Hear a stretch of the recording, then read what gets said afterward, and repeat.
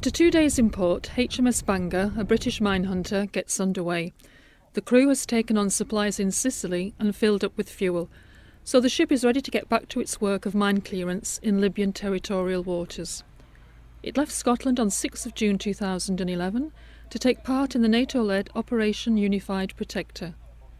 Since then it has been sailing in the Mediterranean. There are about 100 men on board, sailors who are specialists in mine clearance at sea, officers, divers, mechanics, navigators. Sometimes they have more than one role. Brian, for example, is a young sailor aged 21 who joined the ship in 2008, and he has various tasks on board. I have a few roles on board. I do seamanship, which basically help bring the ship alongside, bring boats alongside us, refuel at sea, towing, anchoring, or all things like that. HMS Bangor will be at sea for a few more long months. Brian hopes to be home before Christmas. Meanwhile, he communicates regularly with his family. I get homesick from time to time, but we've got plenty of ways of keeping in contact at home.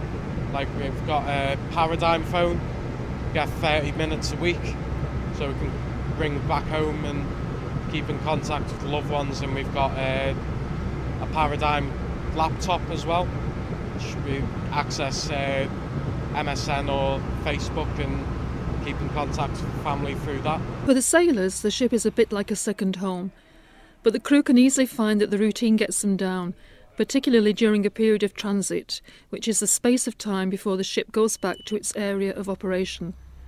So the officer in charge of personnel has to keep the crew occupied. Each person has a structured schedule following the rhythm of the numerous activities. On long transits, or if we find that we're not actually doing the job we're out here for, then yeah, sure, it becomes a little bit more difficult to maintain morale. There are obviously routines on the ship we have to run, we have to keep it clean, and that doesn't always balance well with keeping morale. So yeah, we try and do some fun things occasionally, maybe entertainment, quizzes on board and that sort of thing. After a few days of transit, HMS Bangor arrives in Libyan territorial waters. It slows down and is ready to work. It joins the other ships involved in the operation. They have various roles. Some are much bigger than others. The frigate Charlottetown, for example, has a crew of 200 and has been at sea for 6 months. Until 16th of July, the command platform, the Garibaldi, had also been sailing for months with its crew, with daily tasks which included feeding more than 800 people. But regardless of the number of people on board, the crew is always focused on its mission. This is a NATO Channel report from the Mediterranean.